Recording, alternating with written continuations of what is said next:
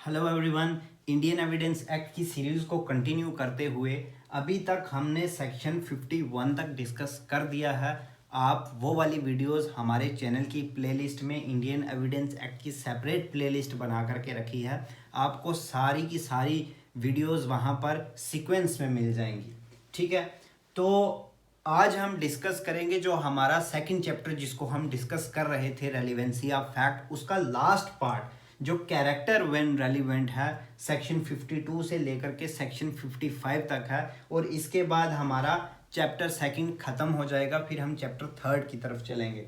ठीक है, तो कैरेक्टर व्हेन रेलिवेंट में सेक्शन 52 से 55 तक डिस्क्राइब्ड है। सेक्शन 52 कहती है कि पहले मैं आपको बताता हूं कि केसेस में अगर आप किसी पर्सन के कैरेक्टर के बारे में कोई एविडेंस देना चाहते हैं या कोई स्टेटमेंट देना चाहते हैं तो वो कब रेलिवेंट होगी और कब वो रेलिवेंट नहीं होगी, मतलब कब कोर्ट उसको एडमिसिबल एडमिट करेगी और कब उसको एडमिट नहीं करेगी, वो प्रोविज़न दिए गए हैं 52 से 55 के बीच में। तो सेक्शन 52 कहती है in civil cases character to prove conduct imputed irrelevant, मतलब कि जो सिविल केसेस होंगे, सिविल केसेस में कैरेक्टर का कोई लेना देना ही नहीं है, कैरेक्टर इररेलेवेंट माना जाता है। सिविल केसेस में कैरेक्टर पर आप किसी के कैरेक्टर के लिए आप एविडेंस नहीं दोगे, वो कोर्ट उसको कंसीडर ही नहीं करेगी क्योंकि वो रेलिवेंट ही नहीं है। ठीक है, सेक्शन 53 कहती है क्रिमिनल केसेस में प्रीवियस गुड कैरेक्टर रेलिवेंट। तो क्रिमिनल केसेस में अगर अभी तक हमने सिविल में देखा कि वहां पर कैरेक्टर इररेलेवेंट है, लेकिन क्रिमिनल केसेस में अगर प्रीवियस गुड कैरेक्टर है आपका तो वो रेलिवेंट है। मतलब मान लीजिए अगर आप पर कोई प्रोसिक्यूशन चलाया जाता है किसी केस के लिए, तो आप वहां पर ये एविडेंस दे सकते हो कि आपका प्रीवियस गुड कैरेक्टर है। समझ आई बात? आपका अगर बैड कैरेक्टर है तो दूसरी पार्टी बैड कैरेक्टर का नहीं दे सकती, लेकिन आपका अगर गुड कैरेक्टर है आप खुद के लिए ये गुड कैरेक्टर का एविडेंस दे सकते हो कि जी मुझसे गलती से हो गया, मेरा देखिए पिछला रिकॉर्ड देखिए पूरा नीट एंड क्लीन है। ठीक है, ये सेक्शन 53 कहती है। 53A कहती है एविडेंस ऑफ कैरेक्टर और previous sexual experience not relevant in certain cases.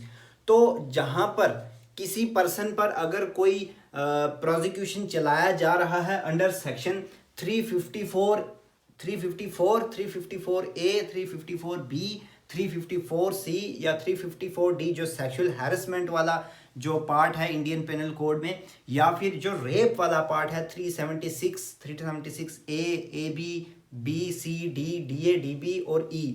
ठीक है, और इन केसेस में अगर जो फैक्ट इन इशू है वो है consent, that whether she consent और नॉट। ठीक है, तो उसकी कंसेंट को प्रूव करने के लिए अगर आप किसी का प्रीवियस सेक्सुअल एक्सपीरियंस बताने लगोगे या उस पर एविडेंस देने लगोगे तो वहां पर आपको रोक दिया जाएगा, वो आपको अलो नहीं किया जाएगा, क्योंकि प्रीवियस सेक्सुअल एक्सपीरियंस दे करके ये साबित करवाना कि कंसेंट थी या कंसेंट की क्वालिटी कैसी थी, वो चीज़ इररेलेवेंट मानी जाती है। ठीक है, ये सेक्शन 53A कहता है। उसके बाद सेक्शन 54 है कि previous bad character not relevant accept in reply.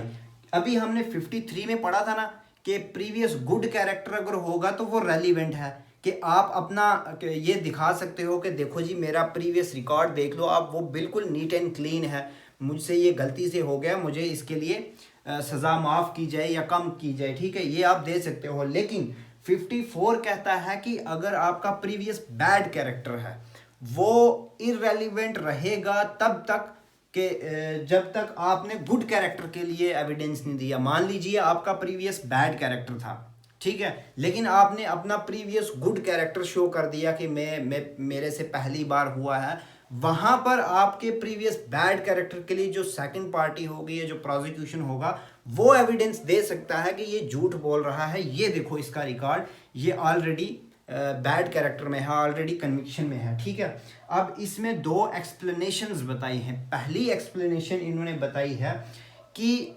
ये जो सेक्शन है वो वहां पर लागू नहीं होगी जहां पे character he itself in fact in issue होगा, मतलब आपका कैरेक्टर ही डिसाइड करना है कि वो गुड कैरेक्टर है या बैड कैरेक्टर है, तो वहाँ पर ये जो प्रीवियस बैड कैरेक्टर है वो भी रेलिवेंट माना जाएगा। और दूसरी एक्सप्लेनेशन ये दी है कि अगर आपको प्रीवियसली कन्विक्शन हुई है तो वो रेलिवेंट है ये चीज़ प्रूव करने के लिए कि आपका प्रीवियस बैड कैरेक्टर है। तो यहाँ पर बैड कैरेक्टर का मतलब ये है कि आप ऑलरेडी सेंटेंस्ड हैं, आपने ऑलरेडी कोई कन्विक्शन काटी है। ठीक है, ये था हमारा सेक्शन 53 में क्रिमिनल केसेस में गुड कैरेक्टर रेलिवेंट। ठीक है, बैड कैरेक्टर रेलिवेंट नहीं है, लेकिन अगर आप गुड कैरेक्टर का एविडेंस दे देते हो और आपका बैड कैरेक्टर है तो वो रेलिवेंट हो जाएगा, ये 54 कहती है। लास्ट सेक्शन जो हमारी रेलिवेंसी ऑफ फैक्ट्स की है, character as to affecting damages.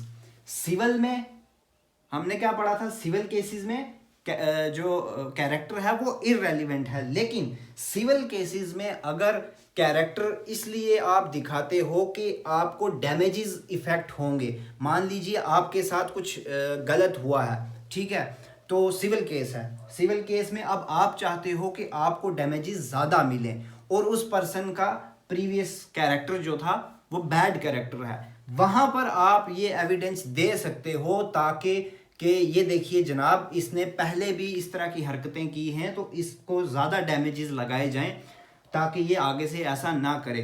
तो जो सिविल केस है वहाँ पर कैरेक्टर जो है वो रेलिवेंट हो जाएगा, अदरवाइज कैरेक्टर इररेलिवेंट होता है सिविल केसेस में।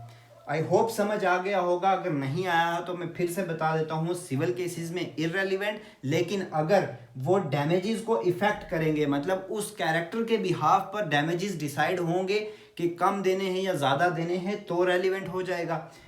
क्रिमिनल केसेस में प्रीवियस गुड कैरेक्टर रेलिवेंट, लेकिन बैड कैरेक्टर इररेलिवेंट, लेकिन अगर आपने गुड कैरेक्टर का दिया है और आपका बैड कैरेक्टर है तो रेलिवेंट हो जाएगा। और 53A कहती है कि सेक्सुअल हैरेसमेंट और जो रेप वाले प्रोविजंस हैं हमारे इंडियन पिनल कोड में, और अगर वहाँ पर कंसेंट फैक्ट इन इशू है वो डिस्प्यूटेड है, तो वहाँ पर अगर आप प्रीवियस सेक्सुअल एक्सपीरियंस का एविडेंस देने लगोगे तो आपको अलो नहीं किया जाएगा क्योंकि वो रेलिवेंट नहीं माना जाता।